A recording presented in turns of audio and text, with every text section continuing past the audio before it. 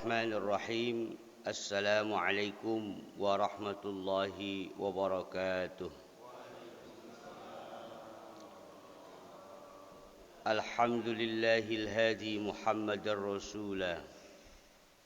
Wassalatu wassalamu ala sayyidil anami qaila. May yuridillahu bihi khairan yufaqihu fid din. Wa ala alihi wa ashabihi alladzina fi awamirillahi imtithala amma ba'du. Yang saya hormati, saya muliakan para jemaah pengajian Masjid Quba yang dirahmati Allah Subhanahu wa taala. Puji syukur kita kehadirat Allah, salawat dan salam marilah kita sanjungkan kepada junjungan Nabi besar kita Muhammad sallallahu alaihi wasallam. Pada pembahasan kita kali ini sejatinya masih selanjutnya adalah bab pemaknaan jinayat atau fikih pidana. Ya. Sebenarnya fikih itu ada pertama rub'ul ubudiyah, ibadah. Ibadah itu sampai bab haji. Terus ada rub'ul muamalah, dari jual beli sampai waris, banyak sekali.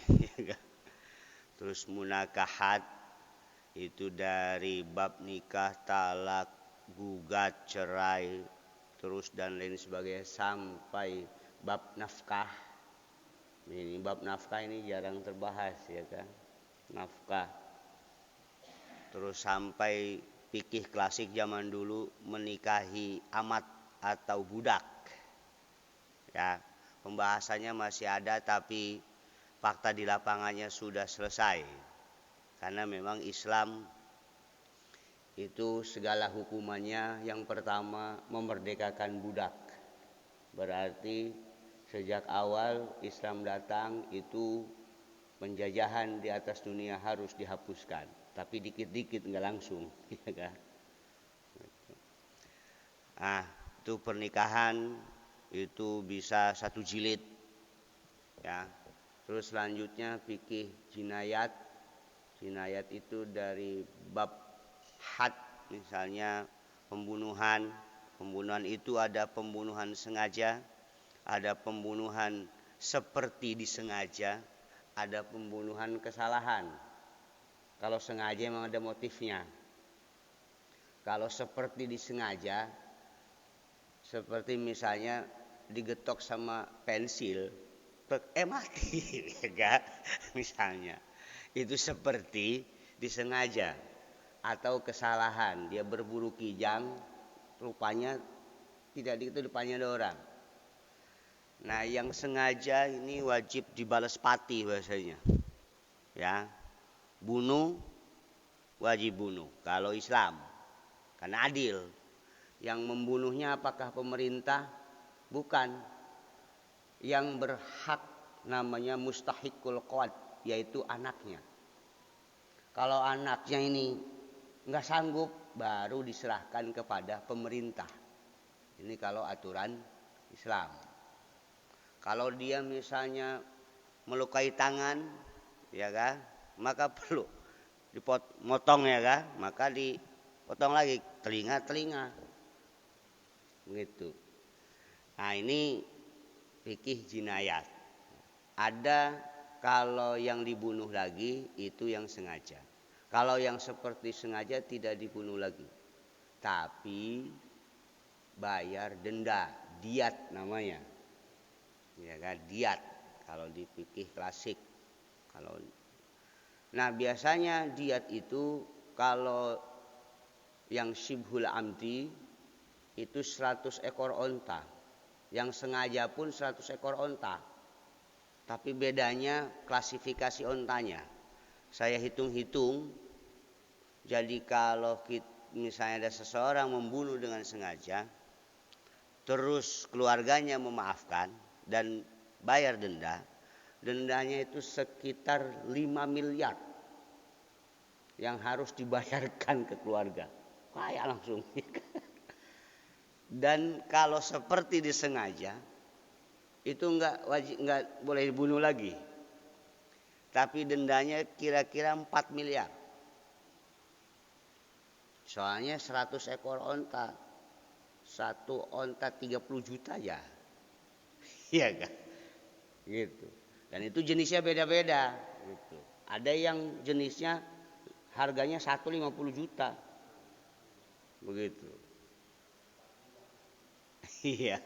Ada onta umur namanya onta hikoh ya kan kalau di Arab tuh. Nah, kalau yang kesalahan juga sama, dia kira-kira 4 miliaran lah. Terus ada bab putusan, ada bab persaksian, ya kan? Nanti di terakhir fikih jinayat itu ada bab memerdekakan budak, tapi sudah selesai, ya. Tapi bahasanya masih ada buat pembelajaran. Jangan sampai kita nggak tahu bahwa zaman dulu itu ada budak, jual beli orang. Kenapa budak itu mahal? Kalau cara sekarang mah orang punya budak itu seperti kelas orang kaya lah gitu. Kalau cara mobil nih mobil Rubicon gitu mahal emang. Mahal. Kalau kita pernah nonton film klasik zaman dulu, itu biasanya ada di pasar jualan orang. Adakah? Nah, itu perbudakan. Minggu lalu kita masih membahas yang namanya makna-makna pernikahan, tapi saya singgung tentang bab perwalian. Nah, di sini sekarang saya mau akan jelaskan tentang bab susu menyusui, rodok yang jarang dibahas, iya kan? Nah, iya, nyusu ya kan? Apakah bapaknya nyusu ke istrinya misalnya itu jatuh anak susu atau tidak misalnya begitu. Bapaknya ikut nyusu, anaknya ikut nebeng sama gitu misalnya. Ini susu-susuan kan kita sering dengar ya kan. Fikih rodha. Maka haram dalam masih ada kaitannya dengan pernikahan. Syarat perempuannya harus tidak ada hubungan mahram, ya kan? Mahram. Jadi suami ke istri itu bukan mahram, itu ajnabi. Kadang kita suka salah kalau mau berangkat haji, harus ada mahramnya, ya kan? Mahram, kalau mahram itu artinya haram dinikahi, gitu. Tapi udah jadi bahasa Indonesia, suami pun oleh Kemenak disebut mahram, ya kan? Gitu. Ya. Di sini tanbihun, peringatan. Bahasa teks kitabnya, kitab Fathul Mu'in Syekh Zainuddin Al-Malibari, orang India. Kitab ini masyhur di Indonesia ya kan. Tanbihun, bahasanya juga bab susu menyusui ini hukum rodha. Ini bahasanya peringatan. Bahasanya awas, awas ya kan. Karena syarat menikahi tidak ada hubungan mahram yang sifatnya nasab dan rodha. Gitu.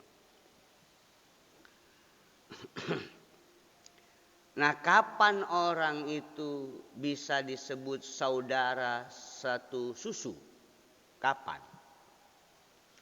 Ar-rodha'ul mahramu usulu labanin adamiyatin balagat sinna haidin walau qatratan au mukhtalitan bi ghairihi wa in qalla jawfaradi in lam yablugh haulaini yakinan khamsa marratin yakinan urfan. Misalnya ini Zaid, bayi berumur kurang dari 2 tahun. Ia menyusu kepada Neng Fatimah yang bukan ibu kandungnya sebanyak 5 kali secara yakin. Apakah persusuan secara itu menjadikan mahram? Maka dijawab ar-rodha.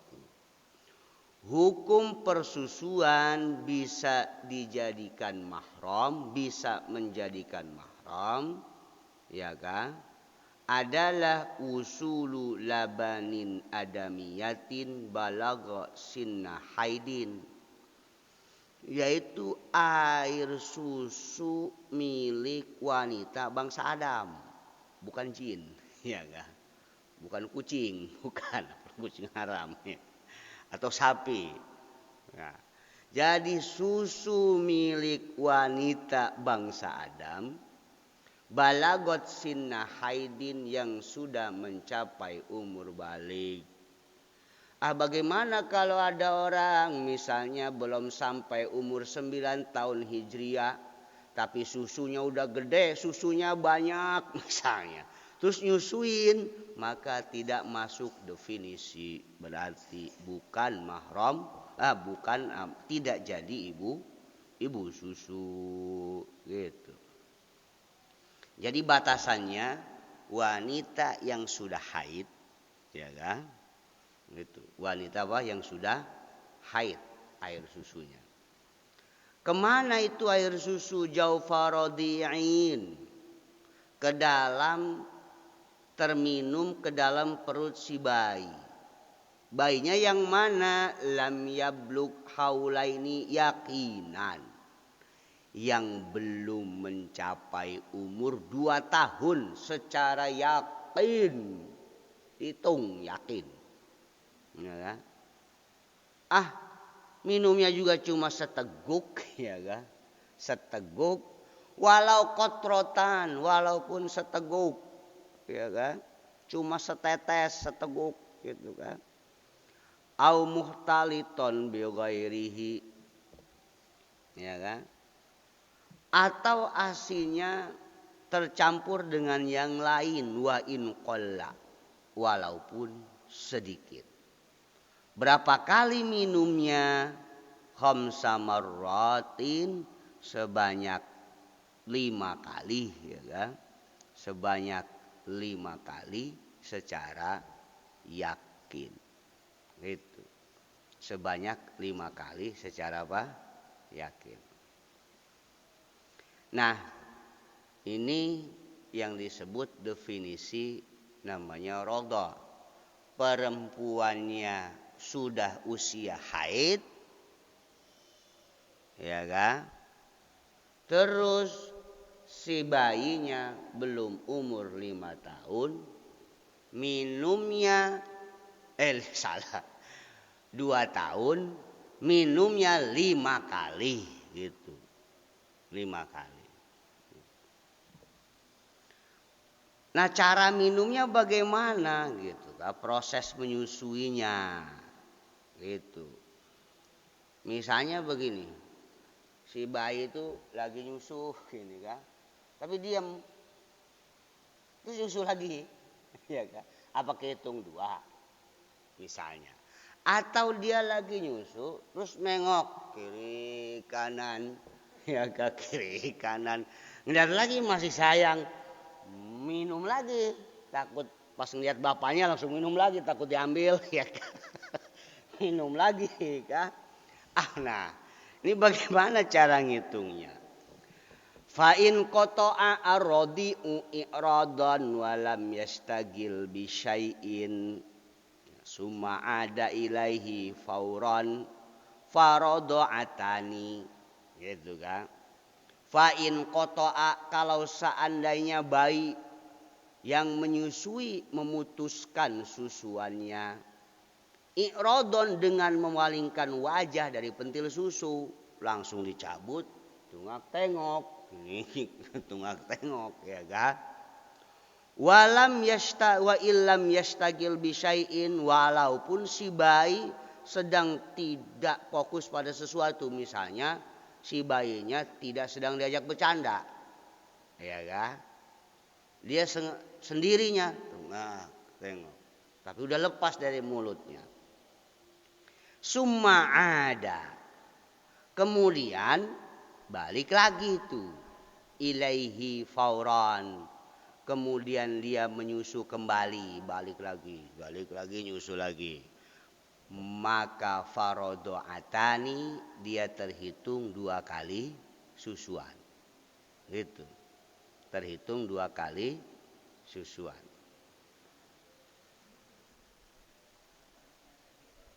Atau bukan karena dia sendiri. Tadi kan karena si bayinya sendiri yang nyabut. Ini dilepas oleh ibunya.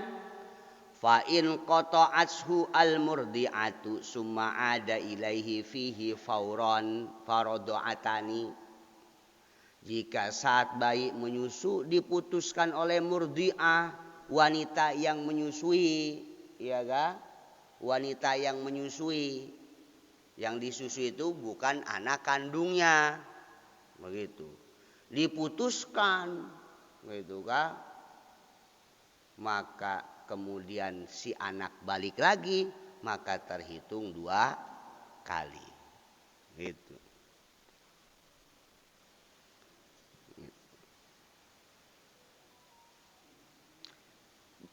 Terus yang ketiga, fa in qata'ahu linahwi lahwin, jika bayi yang menyusui memutuskan susuannya dengan semacam lengah, seperti kanaumin khafifin, dia tidur sejenak, wa ada halan lalu spontan nyusu lagi, wasadyu fi famihi, pentil susu masih di mulutnya, gitu kan. Fala ta'adduda fi dzalika, maka tidak terhitung bukan terhitung 1, 2 atau 3 kali susuan. Berarti beda ya. Kalau misalnya di mulutnya masih begini aja kah, terus diem, tapi masih nempel, walaupun nggak nyusu, ya kan? Terus lanjut lagi, itu terhitung 1 kali. Yang terhitung 2 kali tadi dicabut, anaknya tunggak tengok, balik lagi. Atau sama si wanitanya dicopotin, terus balik lagi, itu terhitung berapa? 2 kali, gitu. Maka ketika tadi sudah 5 kali, ya kan? Watasiru al-murdi'atu ummahu, maka ibu tadi yang nyusuin tadi itu jadi ibunya, nggak batal wudu, ya kan? Jadi emaknya. Wadul labani, yang punya susu, siapa yang punya susu? Babanya. Yang punya susu siapa? Bapaknya, abahu. Maka di sini bahasa kitab wadzul labani, dan yang punya susu yaitu si jakiran suami Neng Fatimah tadi, berarti jadi bapaknya. Yang nyusuin jadi ibunya, gitu. Yang punya susu, ya ga, jadi bapaknya, gitu. Watasri al-hurmatu, maka keharaman bagi tadi si Zaid atau si Jakiran sebagai anak susu ini menjalar ila usulihima, kepada orang tua si siapa? Si bayi, berarti kakek. Terus ke atas itu mahram, ke atas, ya kan? Berarti engkong susu, kakek susu. Berarti ada nenek susu dari pihak bapak dan pihak ibu. Wa furu'ihima, anak, berarti disebut saudara susu, gitu. Wa hawashihima, pinggir-pinggirnya, gitu. Pinggir-pinggirnya berarti apa? Paman, berarti adiknya Neng Fatimah, gitu. Dan kakak, misalnya kakak adiknya dari suami si Neng Fatimah tadi, yang dia nyusuin si Zaid. Berarti Zaid punya saudara susu, punya kakek susu dari pihak bapak dan pihak ibu, punya paman susu. Maka sebaiknya ini rodo-rodo ini ditinggalkan lah, karena kadang kita kurang monitor, khawatir, ya kan? Khawatir, karena kan kekuatan secara adat ya, di kita. Yang kuat kadang cuma mahram nasab. Mahram rodo kadang lupa-lupa gitu. Tiba-tiba udah lama ketemu dulu si Zaid tinggalnya di Masjid Kuba. Tiba-tiba pindah dia nih sama bapaknya. Dulu pernah nyusu sama si Fatimah. Nah nyusu pindah. Fatimah punya anak kebetulan dulu Neng Sarkila. Zaid ketemu Neng Sarkila udah gede di kampus ya kan. Begitu. Demen, khawatir kan. Pas dilihat, emang lu orang mana? Orang Truk Naga. Terus bapak lu siapa? Waduh, jangan ini kan. Ini khawatir terjadi. Gitu. Khawatir apa? Terjadi. Nah, nanti juga ada gugatan. Benar tidak? Mana saksinya? Nanti ada ketika ada percekcokan, yang ini ngaku enggak, yang ini iya, maka harus mendatangkan apa? Saksi. Ini perlu ke pengadilan. Tapi saya selama ngajar hukum keluarga belum ngedengar gugatan tentang anak dan ibu susu ya. Karena mungkin tadi nganggap gampang kali. Karena jarang terbahas juga. Gitu. Gitu. Ya. Jadi ke samping, ke kiri, ke kanan jadi bibi paman susuan. Gitu. Terus misalnya ini terjadi misalnya di tahun 2000 misalnya cerita dulu ini. Di tahun 2000 ini fiktif aja ngarang dulu. Kira-kira terjadinya begitu. Dulu tinggal di Jakarta memang si Zaid ini diasuh oleh keluarga Neng Zainab misalnya. Sudah lama nggak bertemu, lalu ini dia ngaku sebelum akad. Ini Zain anaknya apa Zaid, dia punya anak apa Zaid itu waktu bayi di keluarga Zainab, gitu kan. Zainab juga dulu punya anak. Nah, ada laki-laki dan perempuan ngaku sebelum akad. Lau akorro, kalau misalnya tadi si Zainab, lau akorro rojulun, kalau seandainya tadi laki-laki bernama Zaid, awimro'atun dan perempuan yang bernama si Zainab ikrar qoblal akdi sebelum akad nikah. Anna bainahuma ikhwatu rodain, bahwa di antara mereka berdua itu adalah saudara rodo. Wa amkana, dan mungkin itu terjadi karena dulu si Zaid sama si Zainab ya kan pernah tinggal di Jakarta tahun 2000-an, tetanggaan. Kan bisa aja terjadi. Iya kan? Bisa aja terjadi. Pada saat mau dijodohin gitu kan, udah dia ngaku, saya sama Zainab itu mahram rodo. Ikrar ya. Wa amkana, dan mungkin itu terjadi. Harumatana kuhuhuma, maka haram pernikahan keduanya. Habis itu dia ngomong, dilihat, Zainab cakep juga ya. Kata si Zaid, saya cabut ikrarnya nggak jadi. Gitu kan. Gitu. Padahal mah tadi nggak mau kawin sama si Zainab karena belum ngeliat. Dia ikrar, kan saya sama Zainab itu mahram rodo. Pas sudah ngelihat Zainab, nggak jadi karena cakep misalnya. Akhirnya tarik lagi ikrarnya. Wa in roja'a al-iqrar anil iqrar, tetap tidak boleh menikah karena walaupun dia menarik ikrarnya. Gitu. Bagaimana kalau terjadi setelah akad? Wah. Lau aqarra rajulun, kalau seandainya misalnya si Zaid wa mra'atun Zainab, dua-duanya ikrar karena Zainab udah punya pacar baru dikawinin, Zaid juga udah punya pacar misalnya. Ba'dal akdi, setelah akad, fahuwa batilun, maka pernikahannya batal. Batal. Itu.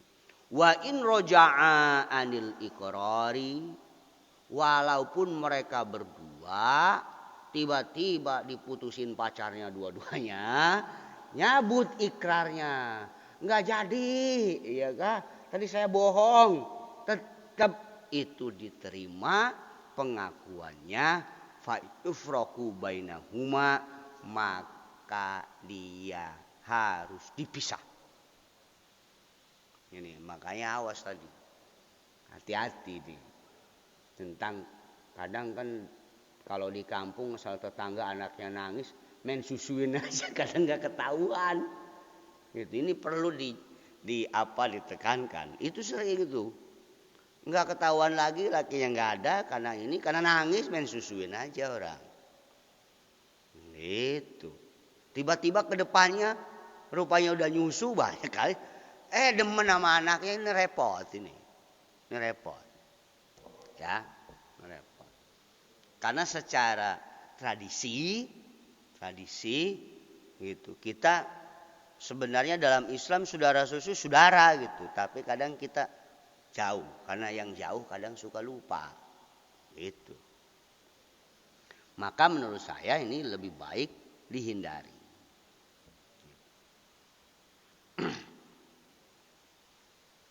Bagaimana pada saat itu si lakinya itu ikrar bahwa Zainab itu adalah saudara Rodho. Tapi Zainab mengingkari, bukan, ya kah? Bukan gitu. Wa in aqarra bihi, kalau seandainya si Zaid ikrar sebagai suami di hadapan hakim misalnya. Pak Hakim, bahwa istri saya yang namanya Zainab itu adalah saudara susu saya. Begitu, ikrar dia. Fa'angkarat. Lalu si Zainabnya ngomong, bohong Bapak Hakim, tidak benar. Mungkin kan ada wanita idaman lain, ya kan? Fi haqqihi. Maka jangan macam-macam begitu, kan? Ikrar. Karena ini urusannya tentang haram pernikahan. Suddiqa. Maka yang dibenarkan adalah orang yang ikrar tadi, fi haqqihi, pada haknya, maka harus dipisah. Jadi bubar pernikahan. Bubar. Ya. Gitu.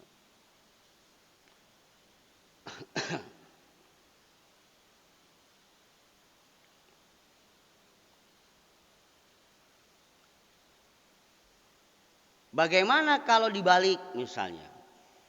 Ini Zainab melakukan ikrar rodha, sedangkan si Zaid tidak. Gitu. Wa in aqarra bihi dunahu. Kalau misalnya wa in aqarrat bihi dunahu. Kalau seandainya ini Neng Zainab ikrar bihi tentang rodha dunahu, sedangkan si Zaid tidak ikrar, ya kan? Gitu. Tidak ikrar, maka fa in kana ba'da an ayyanatsu fil idni litazwij, jika ikrar yang dilakukan oleh si Zainab tadi memberikan pernyataan izin kepada wali agar menikahkan kepada Zaid, lam yukbal qauluhu, maka tidak diterima ikrarnya. Gitu. Misalnya begini. Tiba-tiba dia ikrar bahwa saya ini si Zainab ini saudara Rodho. Begitu. Dulu emak katanya begini-begini, ya kan? Bapaknya enggak tahu. Tapi ikrarnya itu dilakukan setelah si Zainab ini menentukan, lu Neng mau sama si Zaid? Iya Pak, oke, ya kan? Gitu. Fil idni, sudah ada pernyataan izin ke bapaknya, ke wali, agar menikahkan ke Zaid. Itu lam yukbal, maka ikrar tersebut tidak dapat diterima. Gara-gara tadi pas udah izin, udah oke, tiba-tiba nggak mau, ya kan? Berarti ada udang di balik batu itu. Mungkin ada orang yang berani bawa lebih gede kali ya Kak. Pas mau dikawinin ngaku saya ini mahram rodha kepada Zaid yang akan menikahinya, maka itu tidak boleh diterima ikrarnya. Ya. Itu. Wa illa jika Zainab ini belum memberi pernyataan izin. Misalnya Zainabnya masih di pesantren. Diminta pulang oleh walinya, bapaknya. Tahu-tahu bapaknya ini karena dia merasa bapak kandung. Ya kan? Neng dikawinin tuh sama Zaid ya. Dia hafiz Quran, kan Neng pinter ya kan? Gitu. Tiba-tiba lihat tidak mau. Ikrar kan Pak, Zaid itu kan saudara rodho Neng Pak, gitu kan. Tapi sebelum mengatakan iya, gitu, belum ngasih izin, Pak, atau kira-kira Zaid kan, astagfirullahaladzim, lu dari mana? Coba tanya emak dah Pak, ya kan. Tuh kata emak dulu, no, si Zaid kan tinggal bersama kita dulu, kan disusuin sama emak cerita. Pen malu kagak berbilang ke gua, ya kan? Maka suddiqat biyaminiha. Maka si Zainab tadi anaknya yang ikrar sebelum memberi izin kepada bapaknya, itu ikrar suddiqat, maka dibenarkan itu si Zainab yang baru pulang dari pesantren biyaminiha dengan sumpahnya. Itu biyaminiha dengan sumpahnya. Itu. Tadi yang pertama dibenarkan si laki-lakinya, si laki-lakinya. Gitu. Tidak diterima ucapannya ketika sudah ada izin. Orang udah ngelihat sih, gitu kan, udah oke, tiba-tiba ngaku rodho. Gitu. Terus yang kedua. Wa in aqarrat bihi dunahu. Misalnya si Zainab itu ikrar. Ya. Sedangkan si Zaidnya tidak. Fa in kana ba'da'an makanathu. Jika ikrarnya dilakukan setelah Zainab mempersilahkan untuk tidur bersamanya, gitu. Min wat'ihi. Misalnya udah habis akad gitu. Ya udah habis akad, tiba-tiba ikrar.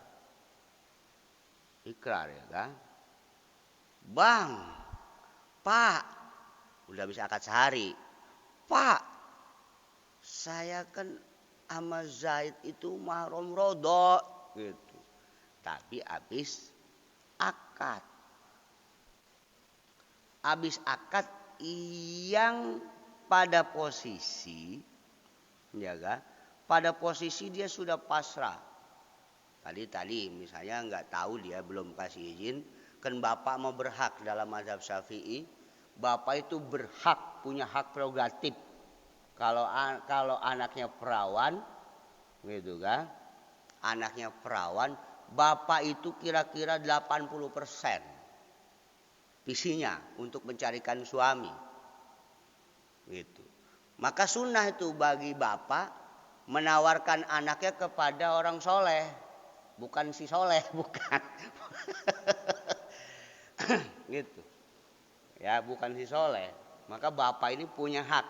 Ya. Karena li syafaqati. Jadi lebih rasa cintanya kepada anak dia. Gitu. Nah tiba-tiba bapaknya ngawinin. Terus pada posisi setelah nikah, ini si Zainab sudah tamkin, dalam arti mempersilahkan, walaupun belum setubuhi, baru dicium-cium doang misalnya sama si suaminya. Ternyata pas habis nikah haid gitu kan, baru muqaddimahnya doang gitu kan. Tapi kan dia sudah pasrah. Gitu. Nah, udah habis pasrah, mungkin si Zaidnya jarang nyikat gigi bau kali kah. Tiba-tiba dia ikrar, Pak, Zaid itu kan saudara Rodo, lam yukbal kauluha, maka tidak diterima ikrarnya. Tapi ketika dia belum pasrah, ya ga, belum pasrah, habis nikah manyun aja ga, bapak kok ngawinin saya ke dia, gitu, belum pasrah. Lalu ngomong ke bapaknya, ke semuanya, gitu, Pak, bukan saya nggak mau sama si Zaid, dia kan saudara susu saya, gitu kan. Maka suddiqat, dibenarkan itu si perempuan, ya kan, dibenarkan itu si perempuan dengan sumpahnya, gitu, ya. Tiba-tiba mendatangkan saksi, gitu, saksi. Bohong itu dia. Saya ada saksinya. Ada saksinya. Berapa sih saksi dalam Rodo?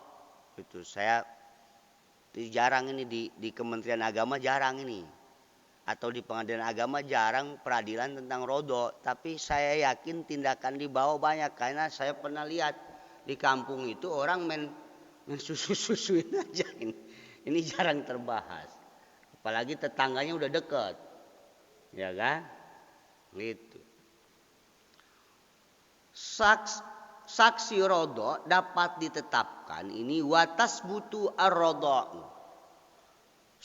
Persusuan ini dapat ditetapkan birojulin dengan satu orang laki, wamro'ataini dan dua orang perempuan, atau biarba'in niswatin, atau 4 wanita walaupun di dalamnya ada ibu susu, insahidat hisbatan, ya, ketika dia menjadi saksi hisbah.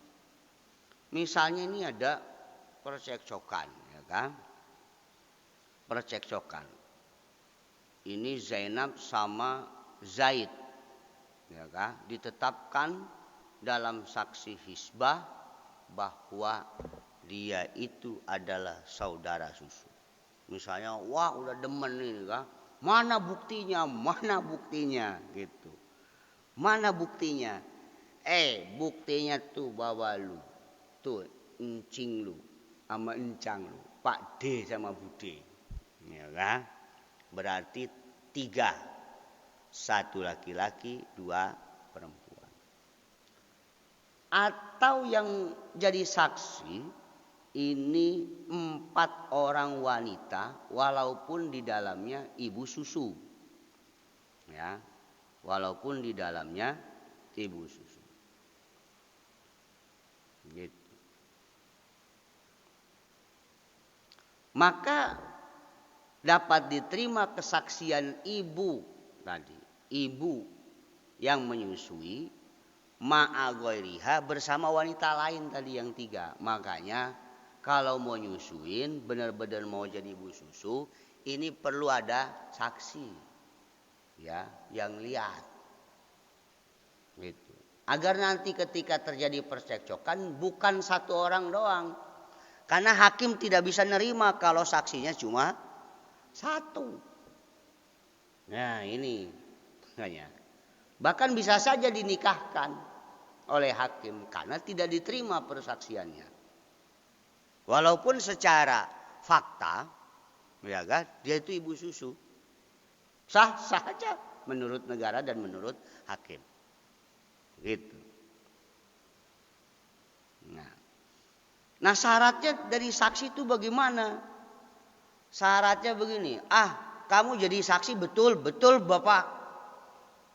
Coba sebutkan. Pertama harus nyebut waktu nyusunya. Dulu si Zaid nyusu ke Neng Fatimah tanggal 24 Februari tahun 2000, hari Rabu misalnya. Nyusu 5 kali tuh si Zaid tuh. Jadi 3 saksi, 1 laki-laki bapaknya misalnya, 2 perempuan harus sama ngomongnya. Tanggal 24 Februari hari Rabu Zaid nyusu tuh 5 kali gitu. Tanggalnya dulu. Yang kedua ditanya berapa kali. Maka saksi semuanya 4 perempuan atau 1 laki-laki 2 perempuan ngomong nyusunya sebanyak 5 kali. Gitu. Terus minumnya bagaimana? Para saksi juga nyebut ada jedanya. Minum 5 kali. Jeda. Kali minumnya lagi tidur nyusu, sedot lagi, nyusu, sedot lagi, ya kan? Gitu. 5 kali pisah-pisah, ada jedanya. Gitu. Para saksi juga menyebutkan, Pak, saya lihat air susu itu masuk ke rongga perut, ya setiap kali nyusu, gitu. Sampai, bagaimana cara ngetahuinya kamu? Kamu nih jadi suami ngeliatin tete mulu misalnya. Diliatin orang nyusuinnya. Pak Kim atuh istri saya ini nggak apa-apa. Ya kan? Silakan aja ngeliat. Boleh. Kecuali si tetangga. Ya kan? Atuh istri-istri saya Pak Kim. Kamu lihat. Sampainya air susu ke dalam rongga setiap kali nyusu. Dapat diketahui cara memerahnya. Saya tuh diperah Pak Kim. Gitu, diperah. Jadi istri saya itu merahnya begitu Pak Kim. Harus jelas. Gitu. Dia melihat memerahnya. Oh begitu. Atau dengan tanda-tanda. Tanda-tandanya apa? Tuh Pak Hakim. Saya lihat tenggorokannya berubah-berubah gitu. Gerak-gerak Pak Hakim. Paling dia cuma mentil doang kali kamu lihatnya. Saya lihat ada Korina, dia nyesep pentil susu, tenggorokannya gerak-gerak. Itu kan tanda bahwa dia minum Pak Hakim. Gitu. Ya kan? Kalau tidak menyebutkan cara-cara itu, maka persaksian si bapak tadi atau si ibu dan pamannya dan bibinya ini tidak dapat diterima, ya kan? Lam yahilla, dia tidak halal untuk melakukan atau tidak boleh untuk melakukan saksi. Karena li anal asla adamul laban. Asal sebelum nyusu tidak dulu, gitu kan? Maka ada kaidah al yakin la yuzalu bisyak. Terusannya ada hadis, itu berdasarkan dari hadis. Yakin tidak dapat dihilangkan dengan keraguan-raguan. Yakin ya yakin. Nah cara mengambil keyakinan diambil asal. Asalnya sebelum nyusu tidak dulu, gitu kan. Berarti tidak. Sama seperti asal dari segala sesuatu ambil yang terkecil. Kita sholat ragu 2, 3, 2 atau 3. Sebelum 3 berarti 2. 3 kemungkinan, 2 asal. Itu ya kan. Sebelum punya hutang tidak dulu. Ya kan? Kalau masih kembali ke asal. Kalau kita tidak balik ke asal, maka sulit ngambil keyakinan. Kita mau ke Cipondo tapi ke arah barat.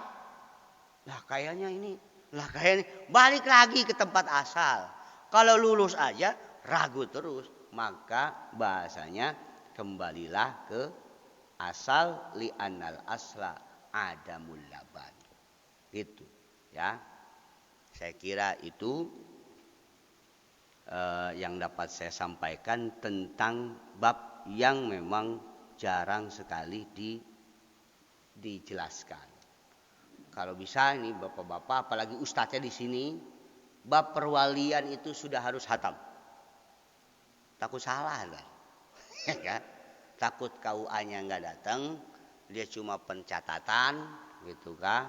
Sedangkan Pak Ustadznya atau tokoh kampungnya yang menikahkan, ini bab biasanya kalau di kampung, apalagi kampung-kampung yang memang jarang ustadz ya kan, ini bab perwalian ini harus kuat ya, jangan sampai salah. Gitu, bapaknya masih ada dikawinin, bapaknya pergi jauh, ini kalau biasanya diamil atau mudin kampung itu kan tugasnya dua, membantu pernikahan sama mandiin orang meninggal, ya kan, orang mati. Kalau mandiin orang meninggal mah aman lah, diguyur juga sah-sah aja ya kan. Atau pakai selang yang penting rata boleh. Nggak ada komplain mayit mah, paling keluarganya yang komplain ya kan. Tapi kalau menikahkan yang tadinya haram jadi halal. Nah ini itu, maka tokoh kampung ini harus jadi monitor, khawatir itu ada salah. Itu saya kira cukup. Assalamualaikum warahmatullahi wabarakatuh.